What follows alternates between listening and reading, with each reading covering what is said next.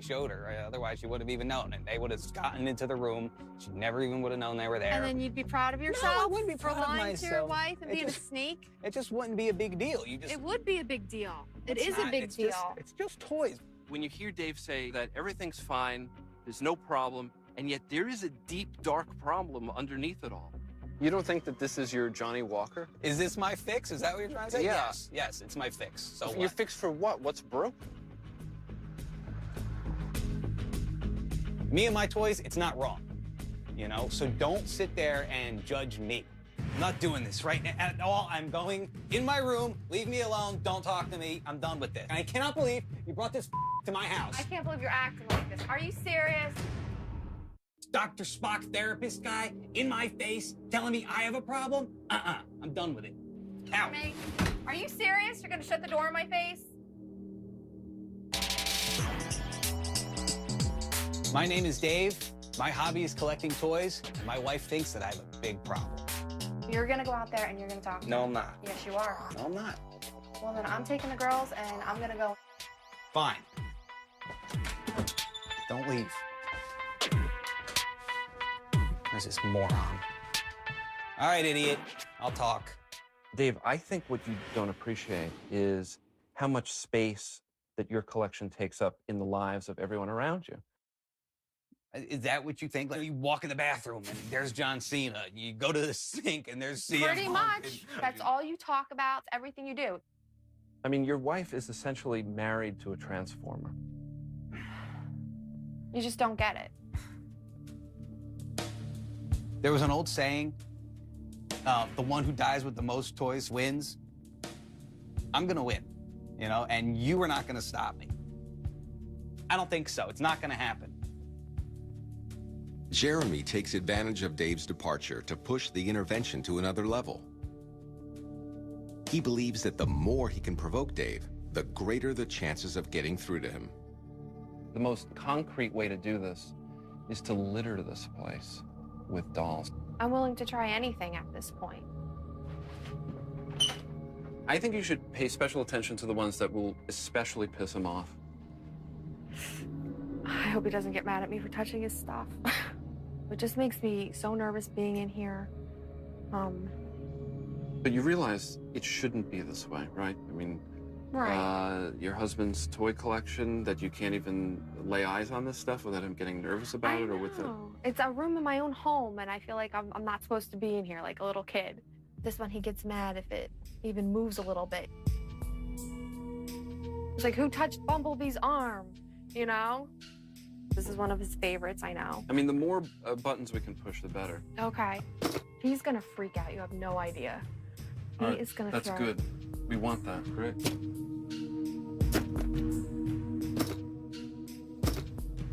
Jeremy sends Barbara off to litter the town with Dave's toys, taking his obsession literally out of the closet.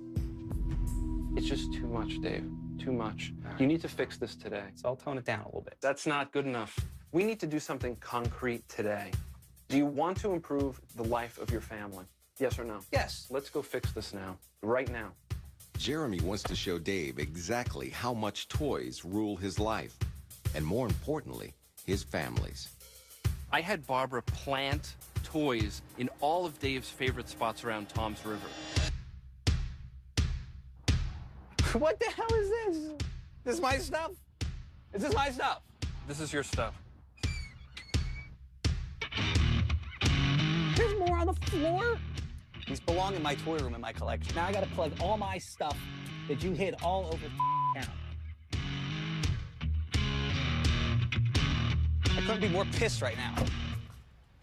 What is this? Now, all these toys now are completely useless to me. Now they're outside, exposed to the elements, sitting in the grass. Crap, crap, crap, crap, crap, crap, crap, crap, crap, crap, crap, crap, crap. What a waste. Seriously. I mean, somebody put some toys on the grass and you go totally ballistic. You ruined them. Barbara can't live with you anymore like this. Don't you see what's happening here? You're gonna lose your wife, your kids. Dr. Jeremy, he's trying to come in here kind of like a dad and trying to tell me, you need to stop collecting your toys and you're pissing your wife off. Look, this one doesn't even have his head. It's broken. What a waste. It's broke. Now I need to buy a new one. No, you're not buying another one. Listen, Don't touch me. doing an intervention like this is more difficult because you have to have a fingertip feeling for what's going on in the family. And who knows the entire family better than Dave's mom? Dave always felt like he was disappointing his dad. His favorite son was his brother, and that always made Dave feel really bad. So I think that is why he probably took to his toys, and his toys would never disappoint him, and he never disappointed his toys. It's very hard to grow up in a house where you have parents that don't understand you. I think my father kind of gave up on me a little bit. He wanted me to play sports, you know, be a baseball player or play football or do something of that nature. But it doesn't interest me in the least. Do you get a sense of what we're doing here today? I mean, I can see what you're trying to do. Okay, I'll put all the toys around and you feel like your life is surrounded by toys because that's what I do. Exactly. But since when was that ever an issue? Until It's been an issue, but you just don't seem to realize it. Dr. Oz decides to come over here and make you He didn't ruin all my decide toys. to come over here. I brought him here to help you realize that you just live and breathe toys. Everything's about toys. Ever smell a new toy out of the package? And I can see where everything is so flippant and everything is so light. Yeah, why do I have and to because be why a robotic Dr. Idiot like yourself and be who to this and who to that? Why do you have to pay attention to what your wife is going through? Well, obviously, if she's coming to me with a problem, I'm going to have to pay attention to it, but I didn't know there was a problem. All right. Well, I didn't know now this. you know. I don't want a problem in my marriage. I want to have it all. But apparently, I'm flushing it all down the toilet and didn't even know it. Dave is realizing that, like his father, whom he seldom sees, he's also playing favorites, putting his toys above his family. He has to prove to Barbara that he's going to take action to improve their financial situation. What I hope to achieve here today, right now, is that we put $500 in the pocket of your family right now. Let's see, what do you want to start with? Like, I can do this.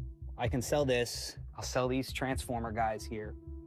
Picking toys off his toy shelf and, you know, telling me how much they're worth and what we could do with the money really felt good to me because he's never done that before. We're over 500, and guess what? I'm not going to stop because this feels good. This feels good. Good. Perfect. So maybe I can get us to 1,000. I think something fundamentally changed because Dave started to comply with the requests of his wife, the wife that he says he cares so much for. And so he's making good on that promise to her. You have no idea how hard it was for me to finally accept that Jeremy had gotten through to me. Davey now has agreed to put his hobby aside for his family, and at this point, only time is going to tell.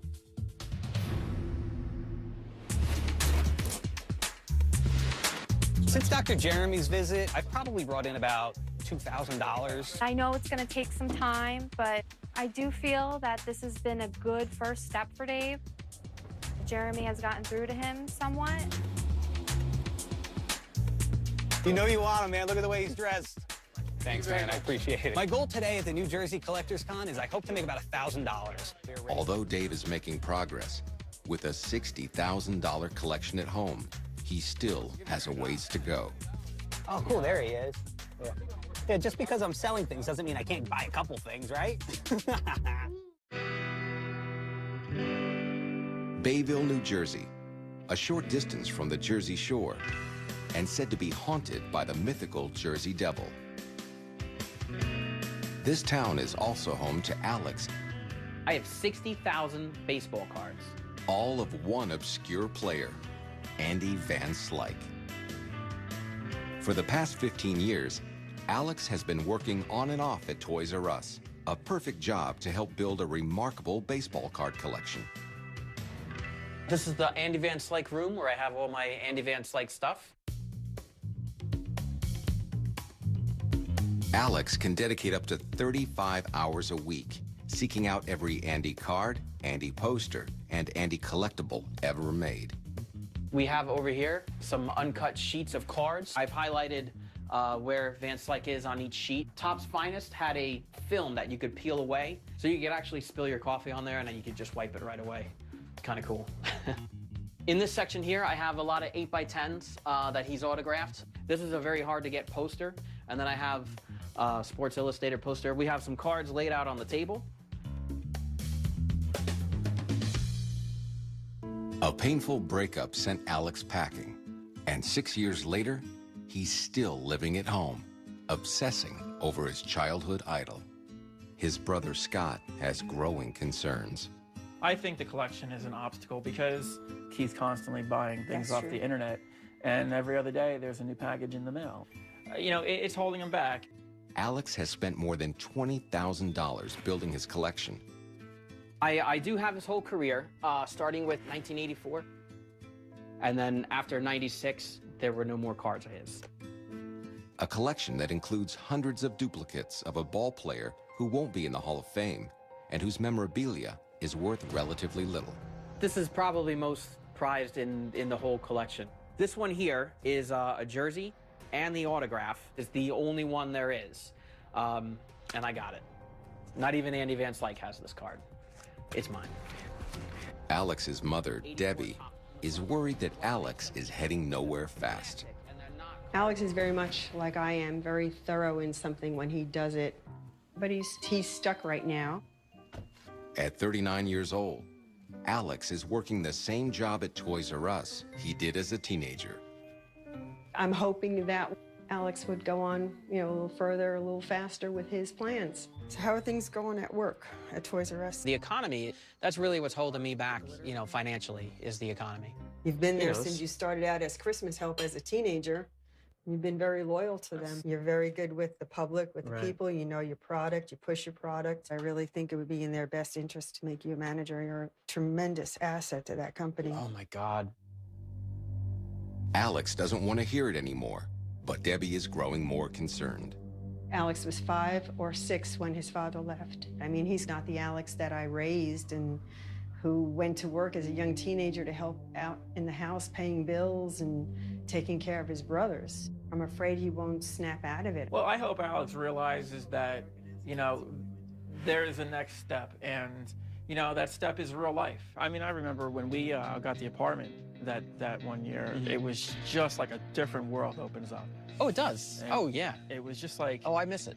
I just feel like, I guess, you know, we're getting older, and Yeah. I want to see that sort of thing for, you know, I want that life, you know, that Yeah. life where, Oh, that'd be great. You know, I'd like to get to a place of my own again, and, you know, curveball throws you and you're living the opposite.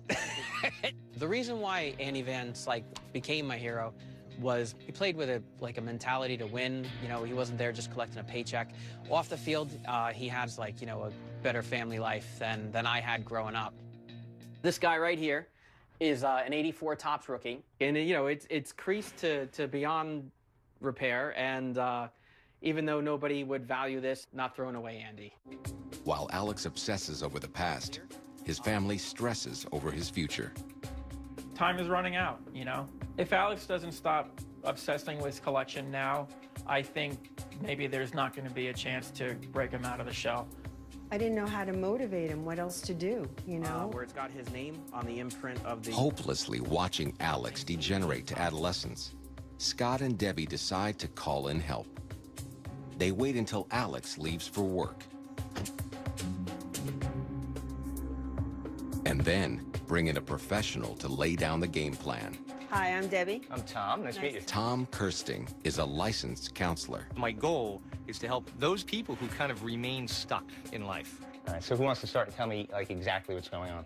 Alex has been through a very rough time. I was a single parent, you know, working a couple of jobs and cleaning houses on my day off. So the boys amused themselves with sports, and they were very close, my three guys. And, but with Alex, it didn't stop where it stopped with the other two boys. I collected cards too. But, you know, life got to a point where it wasn't about that anymore. It was about, you know, my girlfriend and where we were going and the wedding, and then we're going to have kids and get a house. And all that stuff went away. Yeah, it sounds like he's kind of got himself back into like a boyhood umbrella. I think because he feels safe. And safe is easy. You know, to get somebody to change, it's okay.